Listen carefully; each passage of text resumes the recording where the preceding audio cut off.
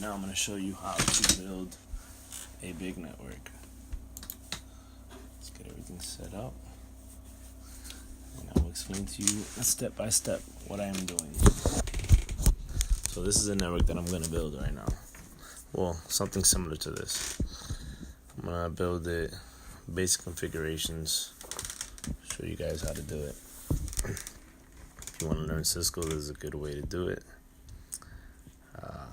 I'm not in the Cisco industry yet. I'm trying to get in it. It's a little bit more difficult than I expected. So I figured let me share my knowledge with people. So I'm setting up all the switches and routers right now. And every switch is on a different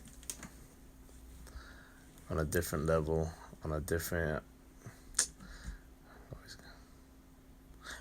floor. So switch 3, 2, 1, and 0. Switch 3 is floor 1, switch 2 is floor 2, switch 1 is floor 3, and switch 0 is floor 4. And I'm setting up all my PCs, making sure I get everything organized. Towards the end of the video, I organize it a little bit better. Right now, I'm just trying to set it up and just keep it going. So, you'll see. I'm setting up my IP phones right now.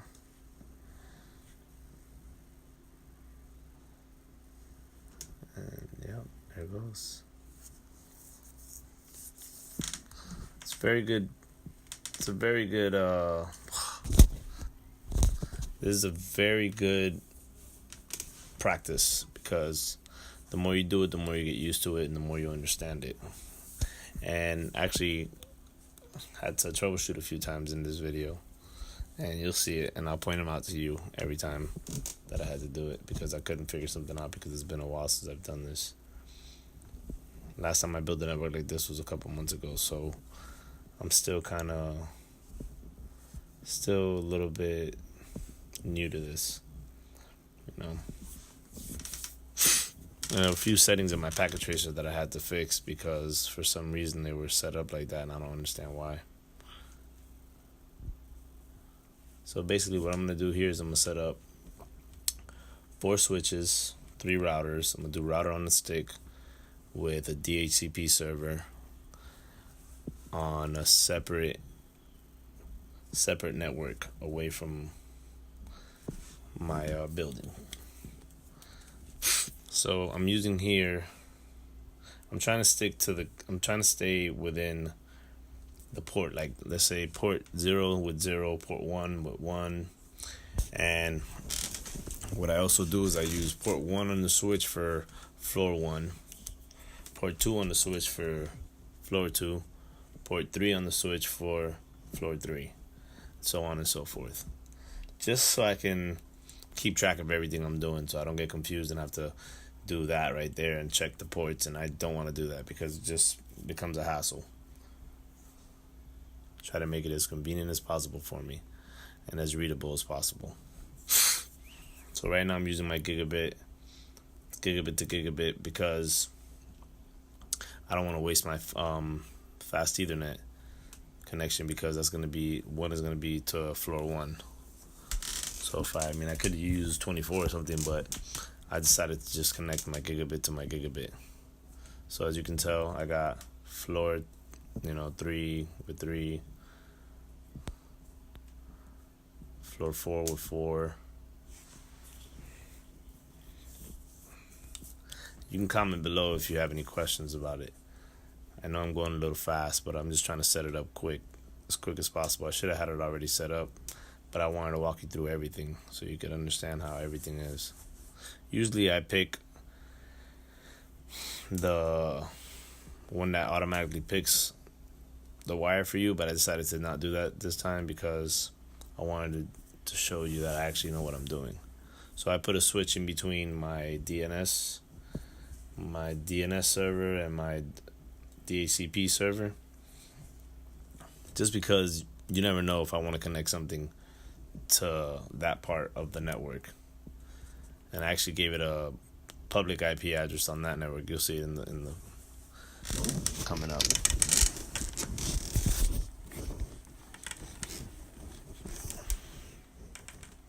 It's a pretty long video because I had to troubleshoot, like I said, a few things because it's been a while since I've done this, so I had to recap. And I had nothing to really reference. I didn't really do any Googling or anything because I wanted to know what I'm doing and actually learn. So if I were to Google something, then it would have taken me much more longer, and I didn't want that. I wanted to show you what I know. So if I made mistakes, if there's anything that I made a mistake on, please comment below and correct me on it, because I'm here to learn and I'm here to share the wealth, share the knowledge with everybody. If you see me pause for a second, it's because I'm setting up my IP addresses. I wanted to make sure I had everything set up correctly, visible.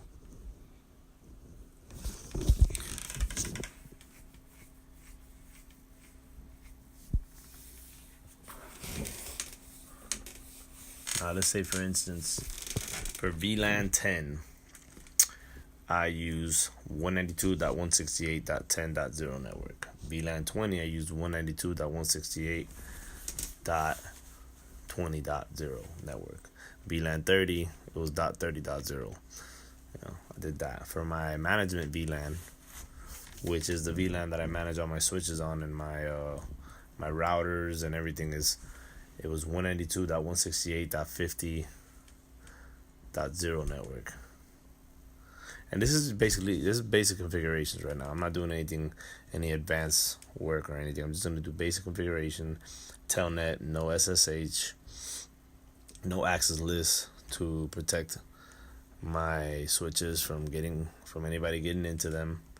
So that is for the next video. This is just a basic configuration video. And then what I'm going to do is I'm going to work off of this network that I'm building, so you can see that I can change anything. If I need to implement security features on it, I could do it without having a problem. As long as you know your network, then that's it. If you verify your network before anything, you can always go back and switch. You can always go back and switch anything you want. You don't necessarily have to build the network so you could switch things out. You just have to read the configurations and understand them, know where everything points to, and go from there. So as you can see, I messed up right here, so I had to go back and switch it. There you go. So now we're good.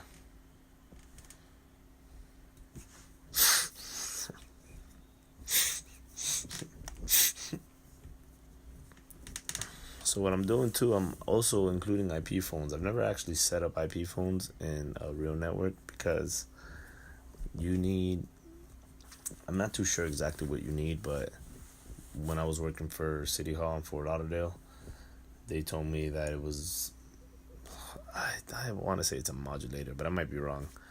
I'm probably wrong.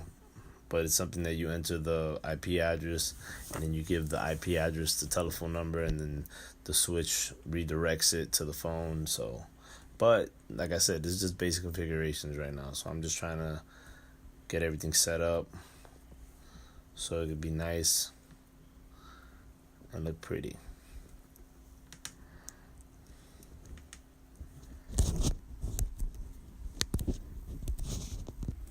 All right, so now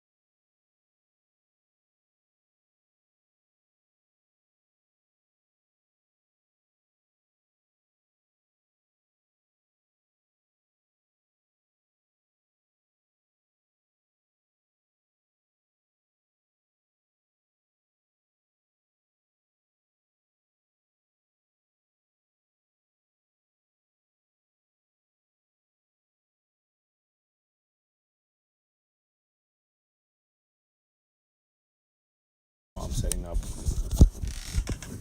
setting up all the backgrounds so you can see, so you can differentiate the VLANs and everything I'm doing. And I actually alter it later on because it didn't work out too well. So I figured let me change it up so you can understand it a little bit better later on, and you'll see when we get to that point. This is basically I'm trying to master Packet Tracer and just Cisco in general. It's a very, very tough industry. And depending on where you live, it might be easy for you to get into this industry. It might be hard. You know, it all depends on the type of people that you encounter and who's willing to give you a chance or not. I was reading something. Actually, I was watching a video and somebody was telling me, I was watching a video and it was saying that when a company is looking for this guy or this woman with 10, 15 years experience, they're basically looking for the guy the guy or the girl that quit, or the person that they're trying to replace. So instead of giving somebody an opportunity, they want that person that they had before. So positions stay open forever because it's hard to get filled. It's hard to fill. So we as rookies have to figure out a way to get into this industry by any means necessary. But like I said, what I'm trying to do here is I'm trying to share knowledge. And if you have knowledge, please share it with me, because anything is better than nothing. I want to learn. I want to learn as much as I possibly can. This is what I'm here for. I'm here to learn.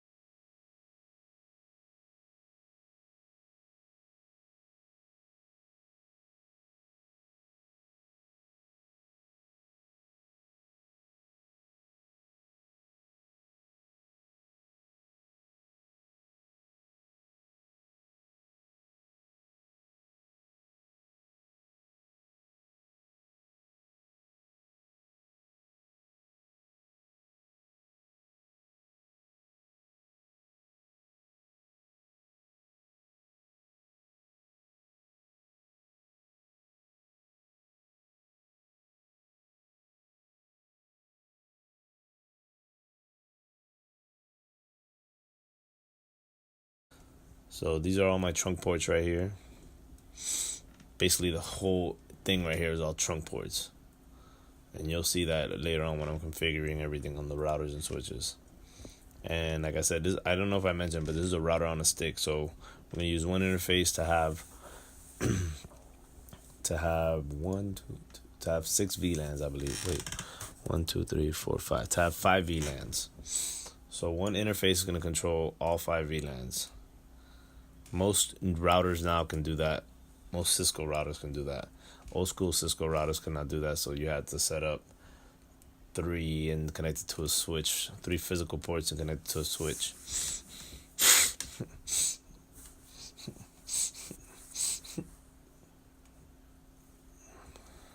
There's other things that I can do on here too, like PPPoE, which I'm not gonna get into that today. Later on, maybe I'll make a video on it. There's point-to-point with serial, point-to-point protocol with serial connections, but I didn't want to use any serial connections because serial is outdated. They're constantly using serial on Cisco, on Net Academy or anything, but it's all outdated. So what's the point? So what I'm doing here, this is basically, I type my configurations, my basic configuration, so I can just copy and paste it. So I don't have to go and type every single configuration in every router. So I have actually had that saved from my last time I was on Packet Tracer, so I was lucky that I didn't have to actually type it all together. So I just go and I copy and paste it. I change the host name because you don't want to have every switch with the same host name. So you want to change the host name to whatever you need. You make 3 or 4 copies or however many switches you have, because it's easier to just copy and paste and have to go and just change it and do that. I'd rather just make 1, 2, 3, 4, 5, 6, 7, 8 copies and just copy them.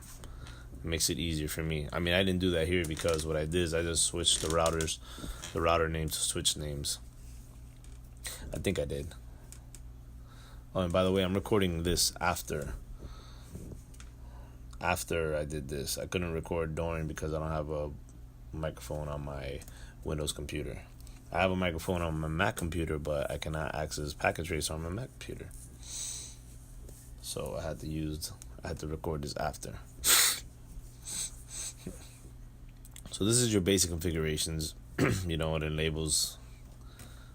enables your when you get into global config mode.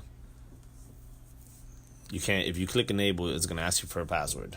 So basically is what I'm doing here is setting up that banner message of the day, which is the banner that you put up when somebody's trying to get into it. Beware, keep out, blah blah blah. You have to do that because if somebody breaks into your switch or router and you don't have that set up, then if you catch them, they take you to court, and you don't have that switch set up, then they could just say, oh, there was no warning on there, I didn't know, I thought it was my switch, or something like that. I'm not saying that necessarily will happen, but something like that. And if you say welcome, then it's like welcoming somebody in here. So you want to make it strong. Service password encryption, it encrypts all your passwords no matter what. The line console is when you're trying to click, like in the beginning, when you click it, and it's gonna ask you for a password. It's not gonna go straight to when you're able to click enable. So you want to do line console 0, password CISCO. If you look at the configurations, everything's set up in order right there. So what you do is you go to enable config T, and then you put that in there. Everything just like that. I mean, it doesn't all have to be in order, but I have it set up a certain way because I know how. I've been doing this for nearly a year now, so I know how everything is set up. Logging synchronous is awesome because what that does is while you're typing and say a message pops up, you don't lose what you're typing. It goes back to where you left off, regardless of where you left off. It goes back to that. So if you're typing an IP address, you don't lose that IP address because a message came up, a log came up or something came up.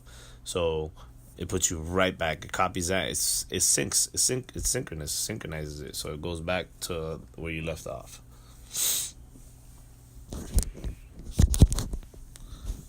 So here I'm setting all the switches and routers up again. Notice how I'm naming my switches so I can know where I'm at. So you got 3rd floor switch.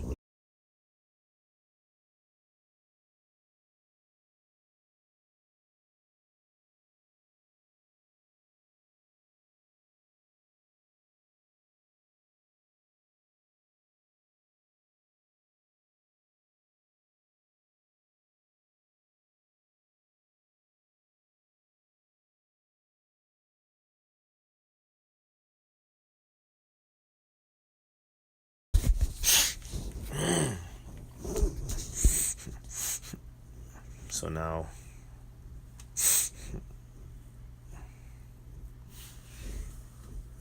this is me verifying that this is the when I do the no shut, it turns it on. If you do shut down, it turns it off. So you have to put no shut to turn it on. So I did that so I could verify that that's the one I need. So now what you do here, see, I did this wrong right here. So this was wrong. Oh, no. Interface G0/0.10. I did that so I can know it's VLAN 10. You don't have to do that because it doesn't mean anything. So what matters is this right here, encapsulation.q, and then put the VLAN number. So because you're encapsulating that line. .1q is, I believe, it's the IEE standards for trunk ports. Or the CISCO standard for trunk port. It's the protocol. So now I'm doing that.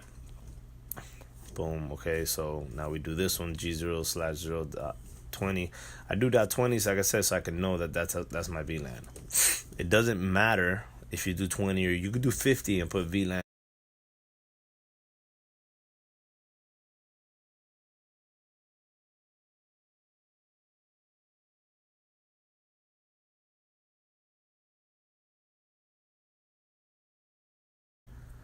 The VLAN, the encapsulation .1Q, and then ask you for the VLAN IP, the ID, and that's where you put it in. So that's what matters. Same thing, keep on going and going. So I'm gonna set up my management VLAN and my phone VLAN here too. But the management VLAN, I'm not gonna set up because that's for a later video. I don't want to put it all in one video because then it would have been a 5-hour video. It is already a 1.5-hour video. You know, hopefully whoever you are, you'll stick through it and you'll listen to it because it's a good video. You'll see. I'm teaching you a lot of stuff. So VLAN 50 is my management VLAN, and I actually end up switching this IP later on because I made a mistake with the IP address because I needed to do. You'll see when it comes up, and I'm adding descriptions on here so you can know what those ports are. And the reason why is because if you're doing packet tracer, well, I'm gonna have to switch. If you're doing packet tracer tests and you don't put descriptions, you get points off. So you can go from a 90 or 100 to a 75 because you didn't put descriptions. So I'm trying to get used to putting descriptions on ports. So whoever's working on the port knows what that port is for.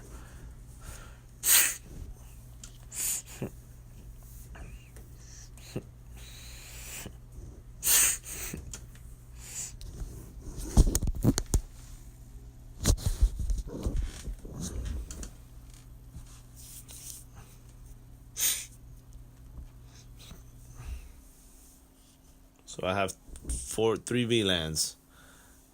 VLAN 10 is my sales, VLAN 20 is my managers, and VLAN 30 is my HR.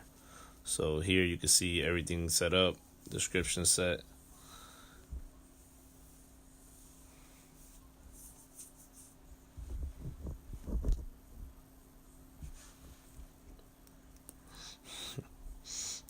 And then I'm also setting up my voice VLAN right now, which I forgot to do, but I did.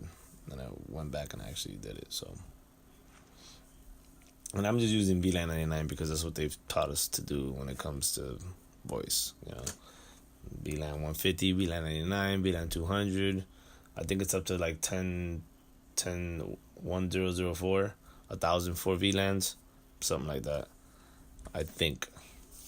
Don't quote me because I'm still learning.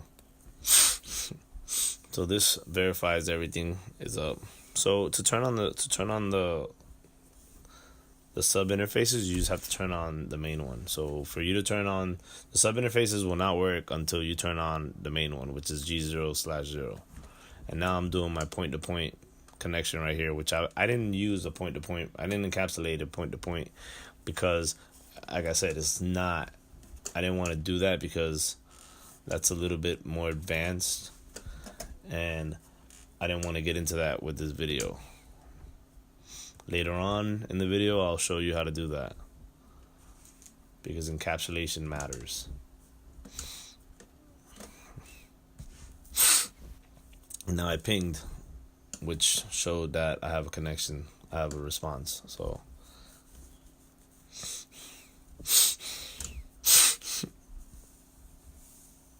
I'm pinging now. I can't ping. And the reason why is because router 2 doesn't know about that subnet. Router 2 doesn't know about 192.168.10 subnet. It will learn it later, but that's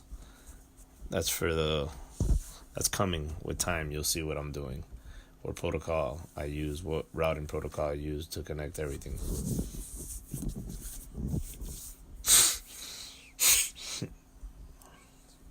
I actually had an issue with the routing protocols too. I had to troubleshoot that too because I haven't done it in a while, so I had to recap, remember how I did it and how it all worked. So when you see green, that means good. That's a good thing right there. I see a lot of green right now.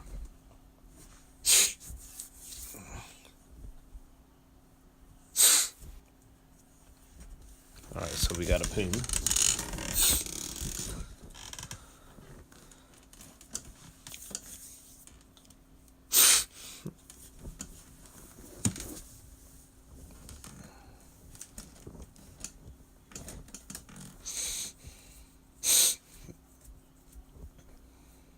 So this I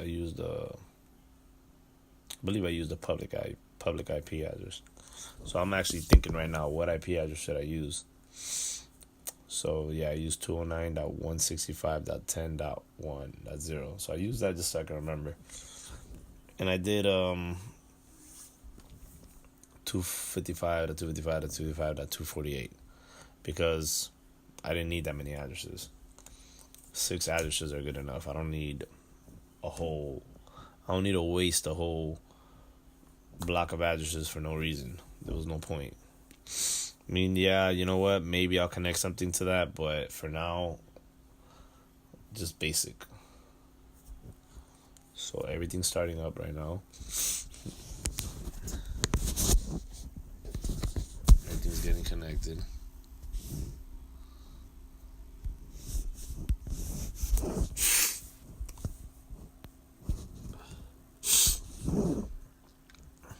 If I pause in between the videos, probably because I'm thinking about something, because like I said, I forgot a lot of things, so I had to go back and actually think and reference the old one. But you'll see if I pause the video sometimes and I go back to the old network that I set up and I reference it, and that's how I get some of the things that I forget.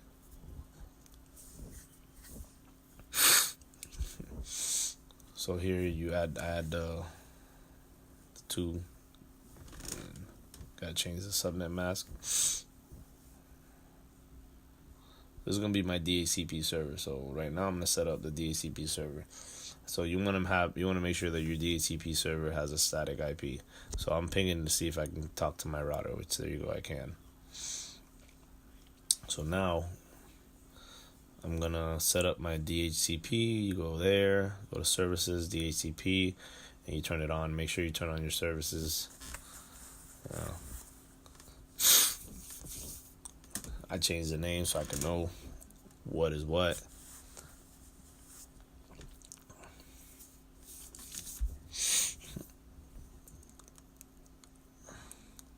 And for now, this is my DNS server. I mean, I want to say I didn't activate the DNS server, but I just did it so it can request. It can request DHCP from here and then get a DNS server from the DHCP. So for me to do a DNS, I have to actually set it up, which I think it's already set up. I want to say it's already set up, but I didn't really get into that. Like I said, that's something for later on. We don't really want to worry about that.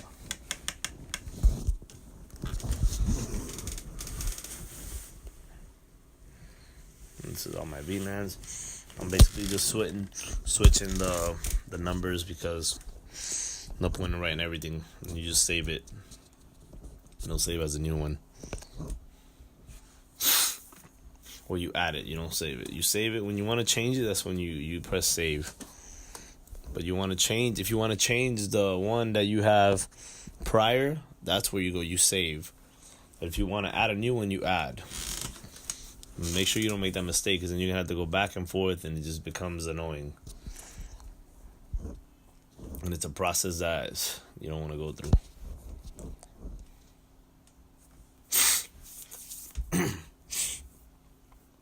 So my IP phones are actually going to get IP addresses from the DNS, the DHCP server too. The only one, as you can see, that isn't on here is the VLAN 50, because I don't want nobody to receive anything for the VLAN 50, because VLAN 50 is going to be my management VLAN. So I don't want it to be on my DHCP server. Because if somebody accidentally connects to a port, or just is in the room and they connect to the port that the VLAN's under, they can receive a DHCP. They can receive an IP for VLAN 50, and I don't want that. my VLAN 50 will all be statically configured. So I chose to do router OSPF. OSPF, open shortest path first. I use that one because seems to me like everybody uses that. Nobody uses EIGRP. RIP is outdated. I didn't want to use nothing that is not relevant in the network industry. Most of the places use OSPF. And the reason why is because you can use routers that aren't CISCO routers and connect them together because it's not a proprietary routing protocol. EIGRP is. So EIGRP is owned by CISCO. I believe that they recently allowed people to use it, and I don't know the word for it, but basically it's not proprietary anymore. It's open source, I believe. Don't get me wrong. I mean, don't quote me on this because I might be wrong.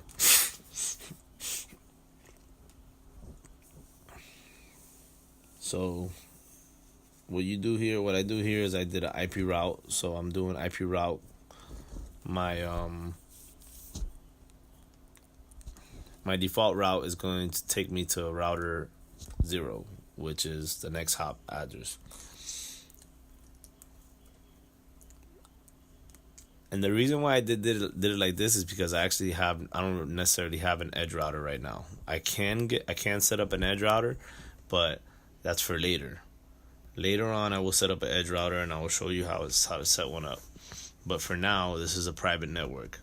So there's no need to redistribute my static IP route. So I actually did it, and I had to go back and erase it because I forgot that that's not what I wanted to do. So right now I'm giving my routers router ID so I can know which one's which. So when you do router ID, it's there's more into it. It's a lot more into it, and it's not just a router ID. I'm not gonna talk about that right now because, like I said, that's too advanced, and I don't really want to get into that right now because it'll take me longer. So what I'm doing here is I'm clearing the IP OSPF process because it's the only way it's gonna reset everything, and it's gonna change the router ID. Because if it doesn't have a router ID, what I believe it does, it goes based on the highest interface, or it creates its own router ID. I'm not too sure. I think it's based on the router interface though, the highest one. So I'm showing you right now that I'm having an IP route, a static route, a default route basically, to the next router. So if anything that is not within that router is gonna go to the default route, which is router 0. So let's say, for instance, if I'm trying to get to 209, it's gonna go to the default route. However, it does know about the 209 network because of OSPF when I set it all up. But let's say, for instance, I need to get out to the internet and I set up an edge router, then it's gonna default it to my edge router. So right now I'm trying to check why my OSPF isn't working. I was having a little bit of trouble with that because, like I said, it's been a while. Not hasn't necessarily been a while, but it's just I haven't done it in a minute. It's been a month or so since I've been messing. I don't really mess with routing protocols like that. And when you're in class, they hit you with every single routing protocol all at once. You have to learn every single routing protocol at once, and it becomes a little bit overwhelming, and then you don't know which one to focus on, so you tend to go to the easiest one, which is RIP. RIP is is the easiest one, and it's not as complex as OSPF or EIGRP. But I decided not to do that because I wanted to do OSPF because everybody uses it. And then in the future, I'll show you about EBGP, which is Exterior Border Gateway Protocol, and there's IBGP, which is Interior Border Gateway Protocol. So that's for later. So right now, I'm advertising my networks because you have to advertise your networks for them to know, for your router to know what network to advertise. So here, I made a mistake. I put router OSPF. I put area 10 when it's supposed to be area 20. So I notice that later and I go back and I fix it. And what I'm doing here is I'm actually I'm doing no. It doesn't summarize the IP address because of the wildcard mask 0.0.0.3.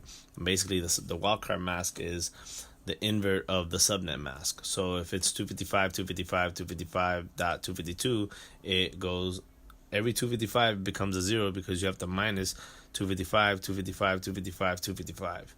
So it'll be the invert. So that'd be 0.0.0.3. And what I do here is I go to show IP route so I can know what actual connections I have. Like if it's a C, that's the network that I have connected to this router. So it's easier for me to advertise that network because I know what is my connected network. My L is my local or logical. I think it's the local connection, which is the routers, the interfaces addresses. So what I'm doing here is I'm adding the neighbor, which I shouldn't have done it. But like I said, I'm still new to OSPF. The only reason why you would do a neighbor router is... I forgot why, but I will get back to you on that one.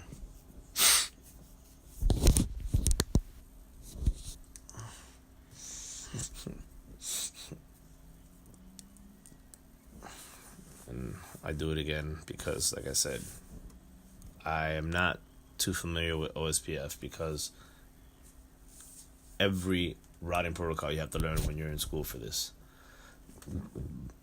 So basically all we do is rip because no teacher wants to do OSPF. So I have to do OSPF on my own. So the router OSPF ID is 10. That means nothing. I mean, it means something because you have to have the same number on every router. You can't have router OSPF 10 on one, 20 on another, and 30 on another. It has to be 10, 10, 10. And the area has to be correct. I messed up with the area right here. But maybe I'm wrong. I don't think it matters. I don't think it matters about the OSPF number, but the area does matter. The area does matter. I'll get back to you on that. If I'm wrong, please correct me on the comments because I don't want to give false information. But for sure, I know the area matters. You have to have the area because if you're not in the same area, then there's not gonna be any adjacency, whatever. I don't know the word. I know the word, but I just don't know how to say it.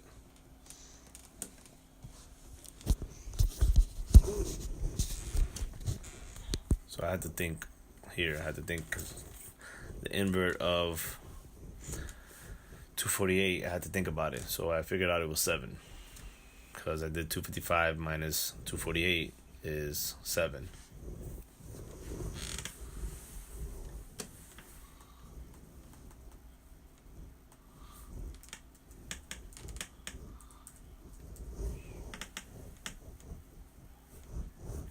And I did the back command because I didn't put the area. So I went and I put the area. Notice I put the area 10 on every router. And I am not...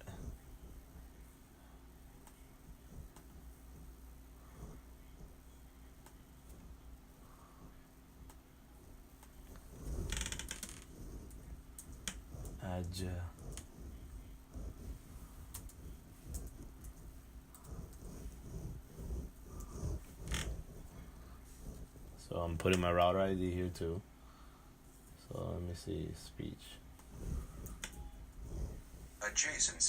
Adjacency.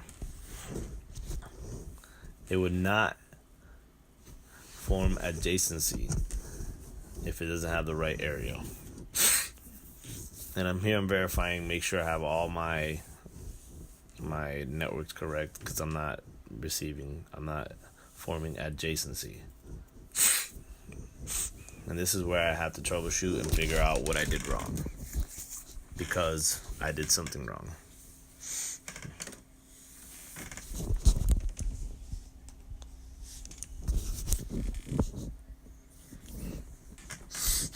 So I started going through all my running configs. And there's ways of doing this that people more advanced that are in the industry know how to do it and how to figure things out. But if you do show run, you're going to see everything.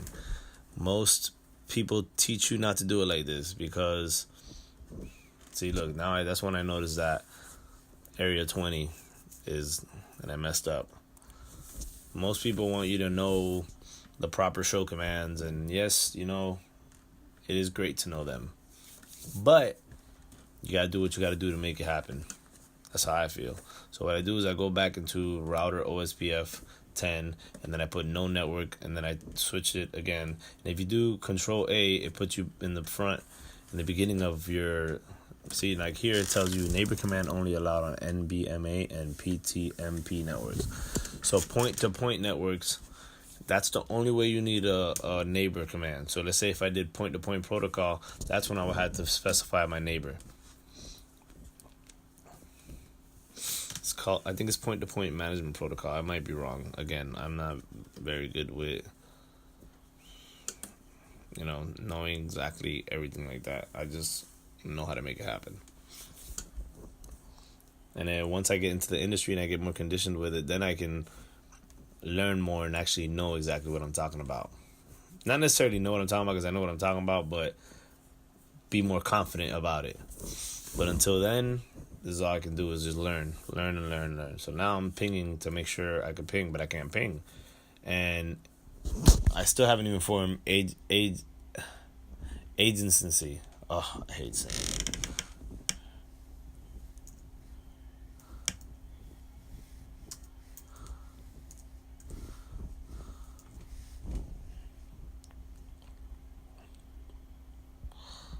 All right, let's see.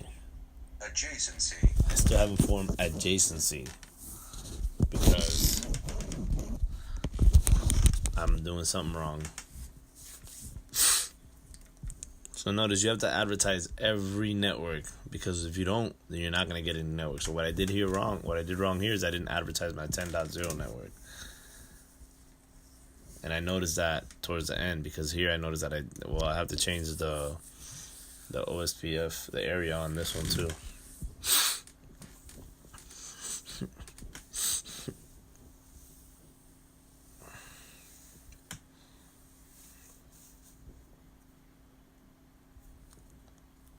So basically what I did with this one, I just deleted the whole OSPF because I didn't feel like going and doing no. I just redid it. I did no router OSPF 10. I deleted the whole protocol, and then I had to go back and redo it again, and then now I did it. So now it should form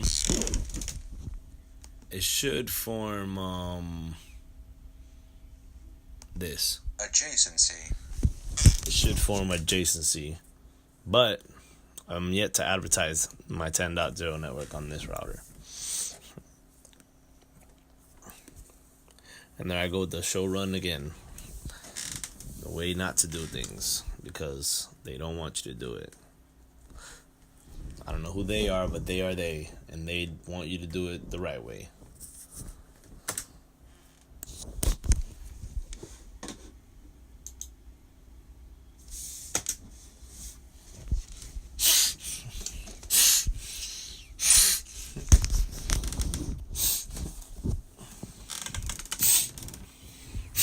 So here I'm looking at my IP route, making sure that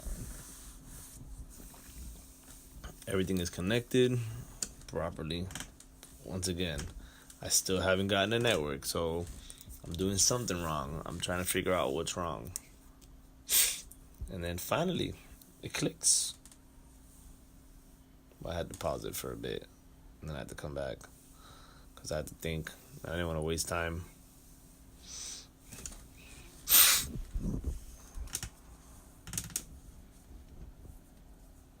So that's what I forgot. I forgot the 10.0.0.4 network. And I go back and I do it. And it should form adjacency. And then boom. And there it goes. It goes, you see how it says from loading to full, loading done. Once it says full, that means that the loading process is complete. And you'll learn that if you're studying for this. There's way to debug these things too. You could do debug OSPF. Like I said, that's later on.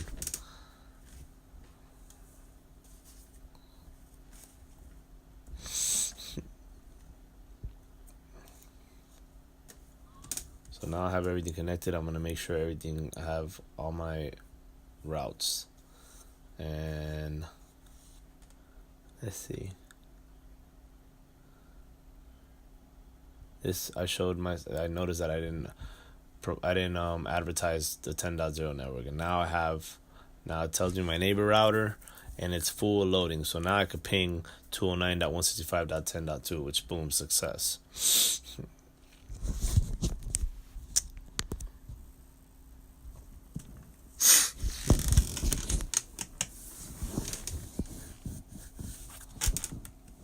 So now I'm gonna set up my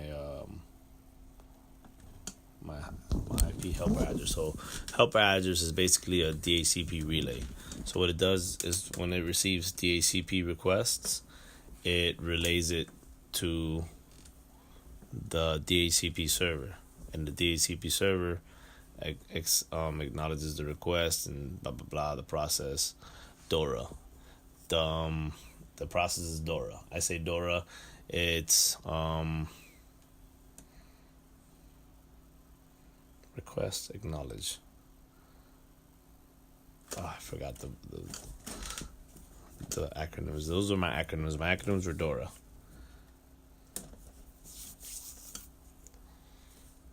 For how the DHCP works.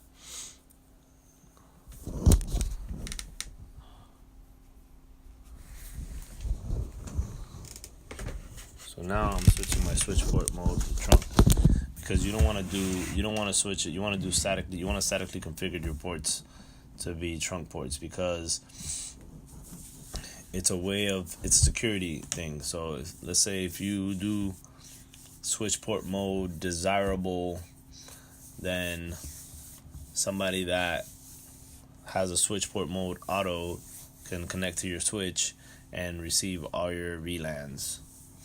So basically, that's why you want to make sure you do everything static.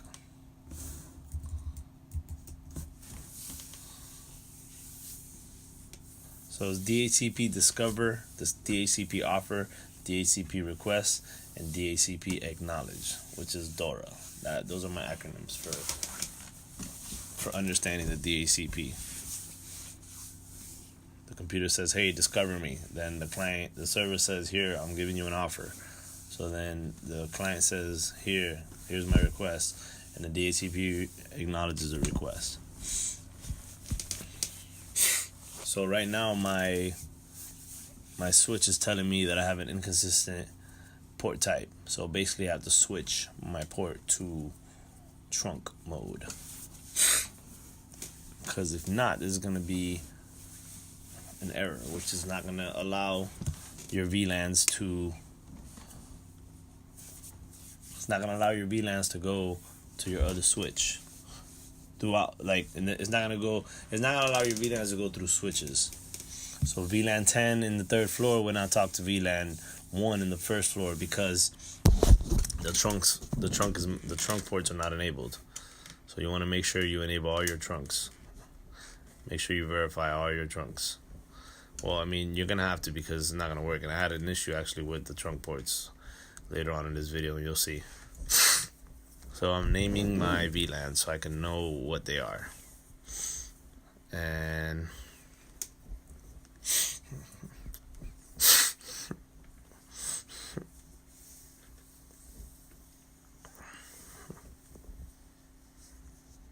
like I said, this is basic configurations. Starting in getting into CISCO switches and routers, you need to know this. You have to know this. This is something that you really you need to know. This is crucial. This is part of this is everything right here. If you can't set up a network, then it's not something, I don't know. You have to know this. So I'm verifying everything's named. Everything looks correct. There's a way to do it, which is called DTP. I believe it's Dynamic Trunking Protocol.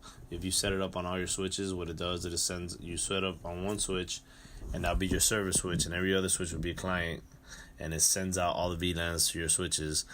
But there's a way for it to erase if you connect a switch with a lower revision number, and if it has a lower revision number or a higher revision number. If it has a higher revision number, it'll clear out all your VLANs, and that's not good. Cisco stresses us not to use that, so you have to go one by one and set up your VLANs. Or you could set the DTP to send it out to all your switches and then turn it off. That's what I've done, but I didn't want to do it in this video because I wanted to show you how to do it one by one.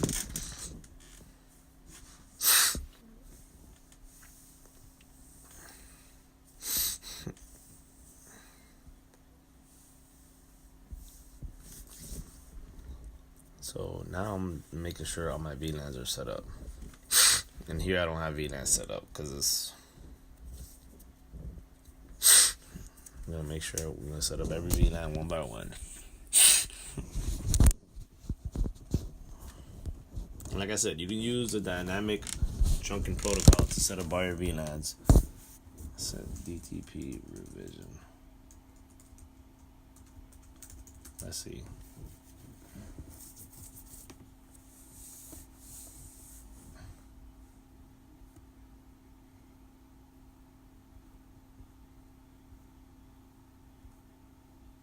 Let's see.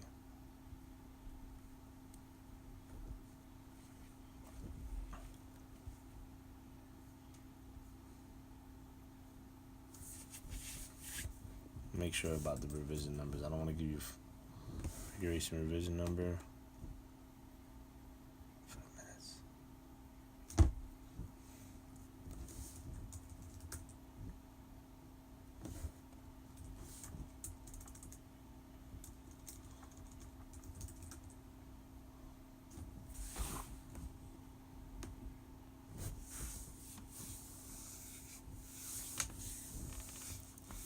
Alright, so TP domain. If the name is different, the switch simply ignores the packet. If the name is the same, the switch then compares the configuration revision to its own revision. If its own configuration revision is higher or equal, the packet is ignored. If it is lower, an advertisement request is sent. So if the revision number is lower, let me see. By default, Catalyst switches issue summary advertisements in 5 minutes increments. Summary advertisements inform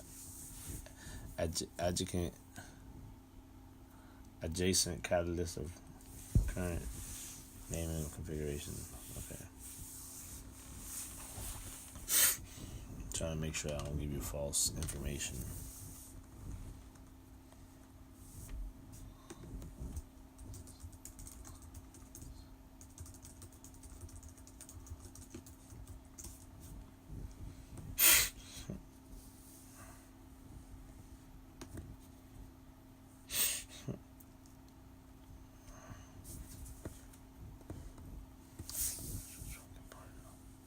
VLAN trunking port. Alright, let's see.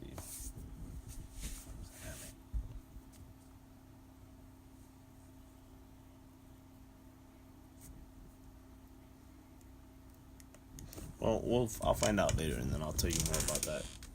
I'll set up something like that later because I'm not too familiar with it. I don't remember it. It's just so much information that you have to remember. But the good thing about the school is that they teach you what not to do and what to do, so you most likely will never encounter VTP and DTP because VTP is a VLAN trunking protocol, I believe. So with that, you won't ever encounter that because most places don't do that.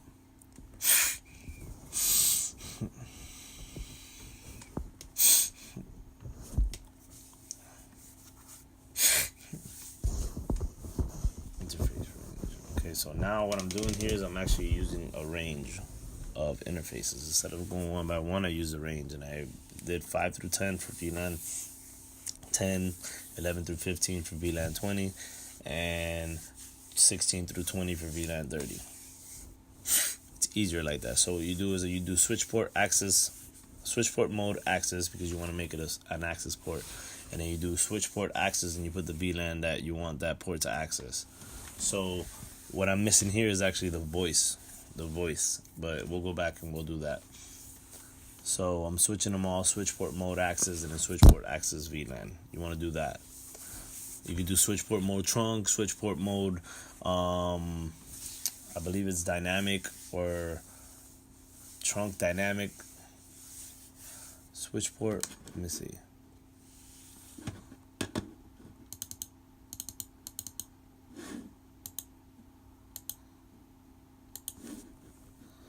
Let me look at it.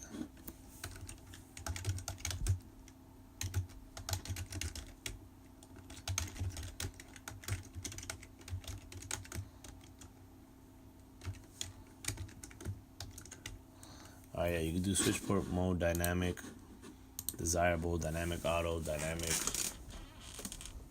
and that's for the trunk ports. We don't have to worry about that right now. So interface range, I did this one. I did the 21 to 24 for whatever reason, but I'm actually I'm gonna take that off next time. In the future, I'm gonna take it off because I was thinking about it. You don't necessarily need ports to access the switch. You can console in, or you can remote in. So I go back and I change that later.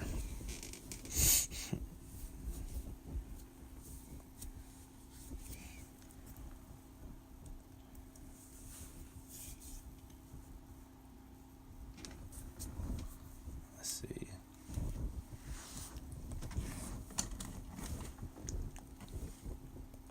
So now I'm putting the voice on the ports. I should have done that when I did it the first time.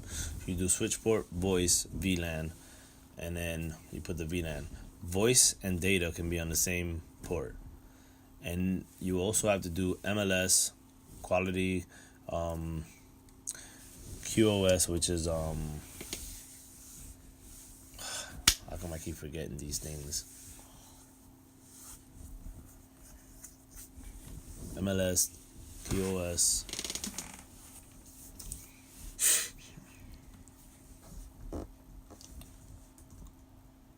quality of service, trust, and then you put device and you put Cisco phone. You have to do that for it to trust the device that you're connecting to that switch port. If you don't do that, then it's not going to trust it, and it's not going to give it an IP address, and it's not going to allow it to talk to it. So you have to do that.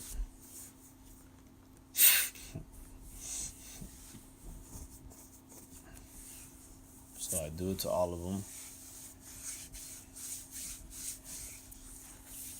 And I could have done a script and pasted it and, done everything. But I wanted to teach you so you could see it and how it's done, and actually explain to you what I'm doing instead of just copying and pasting and not necessarily teaching anything, not explaining to you why I'm doing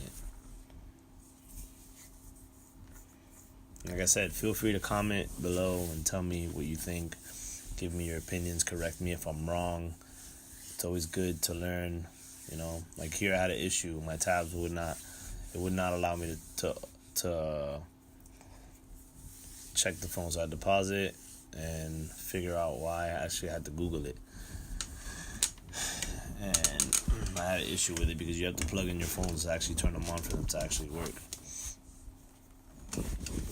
Packet Tracer is a cool little program. It allows you to feel like you're actually doing a network. And I work through real switches and routers, and somewhat the same. Obviously, you're better off working with switches and routers because it just works better. It's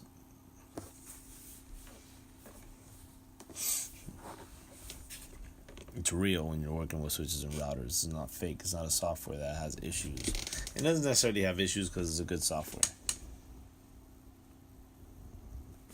So you go one by one, turn on all the phones, make sure you plug them in, make sure they're all connected.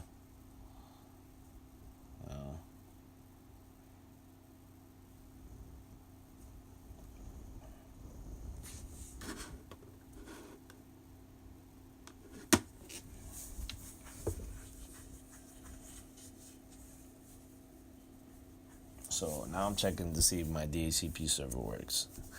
And unfortunately, it doesn't work.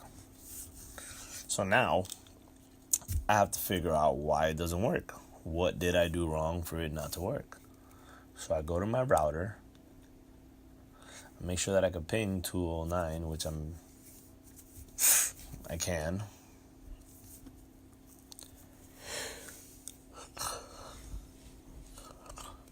Make sure I verify everything. See, I can ping the DHCP server. So something's going on here, and I'm not too sure what it is.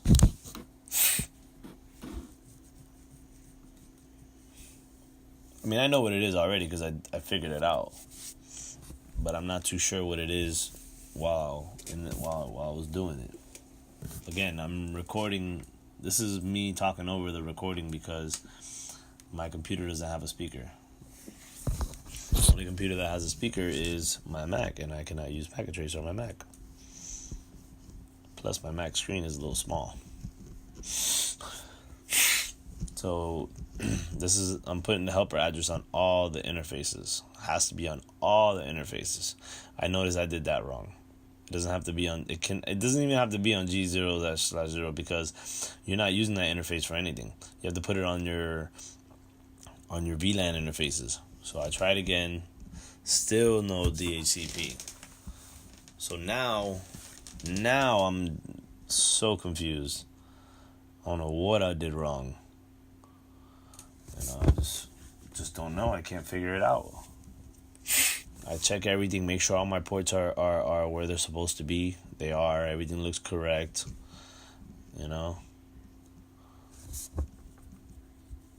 This is me troubleshooting as best as I can.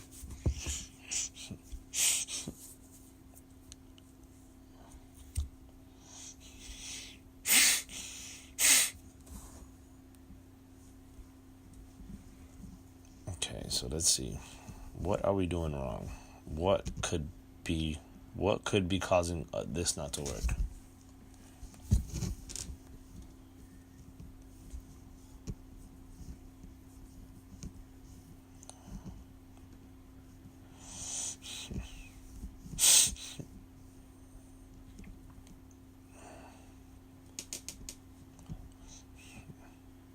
Okay, so I make sure everything's correct.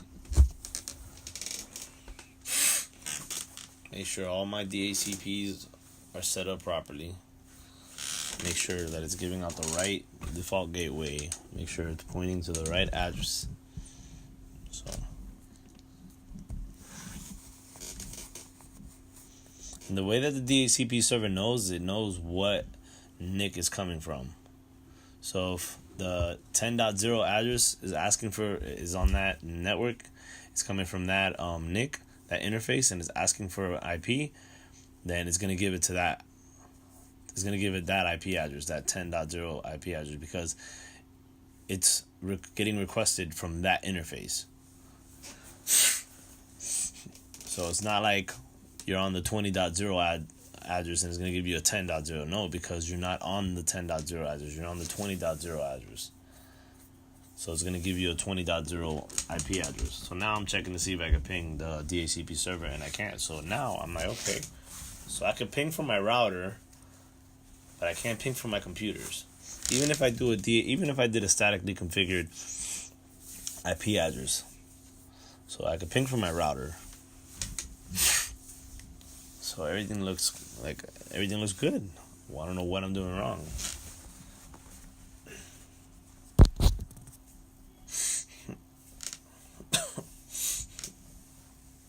So I'm still thinking about what is going on. I check everything. I go make sure I have all my routes. All my routes are set up. So IP route, make sure it sees everything. It sees the 20, it sees the 10, it sees the 30, it sees them all. So what could be wrong? The only thing it doesn't see is the 50, so I gotta advertise the 50. Oh, that's good to see. So that's for later. I can ping the gateway, right? So what could it be?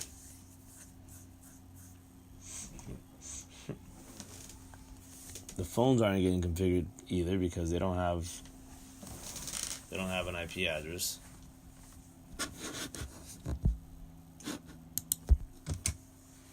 So, still no IP address. So something clearly is wrong. So this is good troubleshooting for us rookies that are still learning.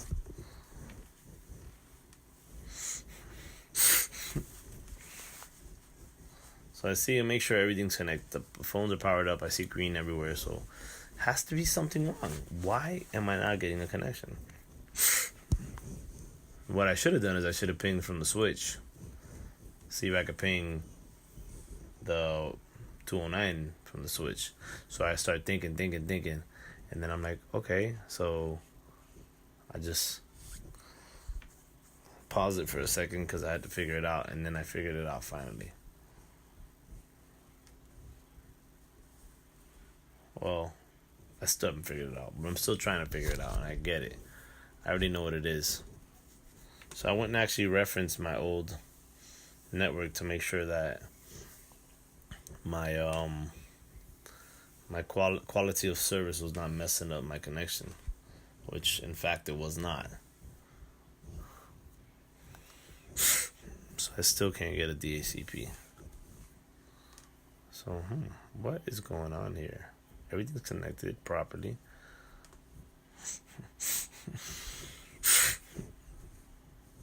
I'm checking my run again. Make sure I have everything connected properly. Make sure my IP helpers are set up.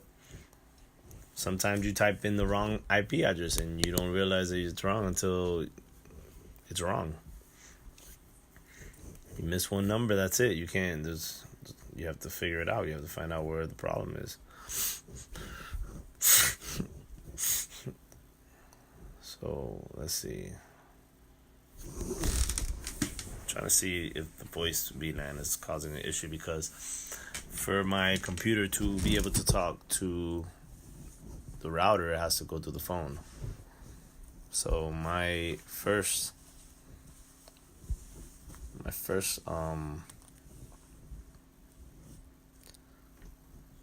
well, not the first, but what I thought was the problem was the phones.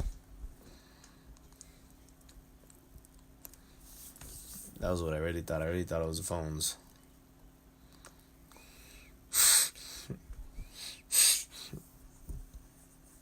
And right now I'm just scrambling around. I'm just trying to figure something out. I'm just trying to scramble. I have nothing. I have nothing right now. I'm trying my hardest to figure this out. And for some reason I just cannot figure it out.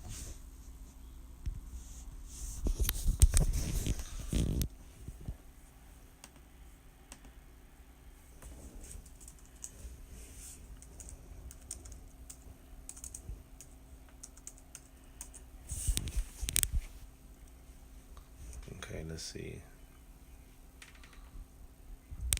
Still trying to figure it out.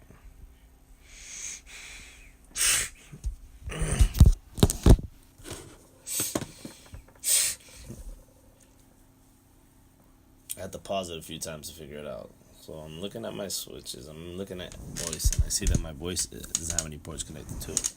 But see, it doesn't need to be connected to a port because it's already connected to a port. It just doesn't show you on there.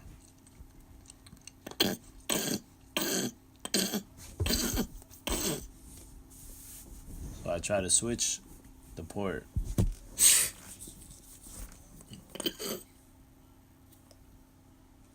I do it a few times because I start getting aggravated. If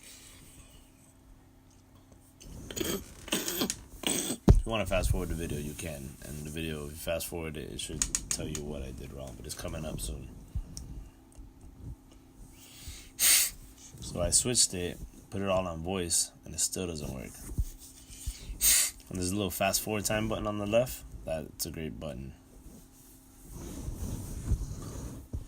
Because what it does is basically fast forwards everything.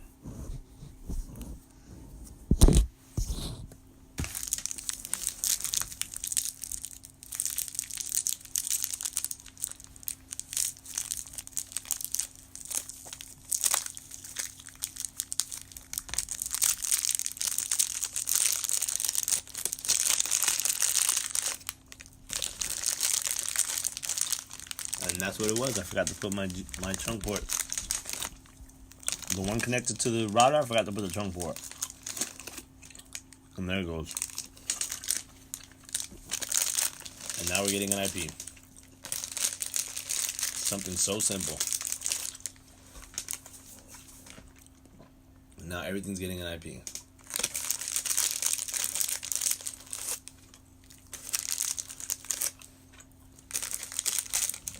Huh?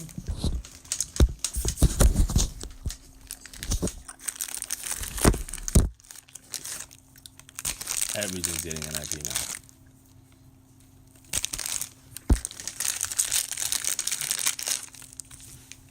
And that's pretty much it. If you want to continue the video, you're more than welcome to. I basically fix up the network. I clean it up a little bit. I make it look pretty. But for the most part, the educational part is over. Thank you guys. I put VLAN.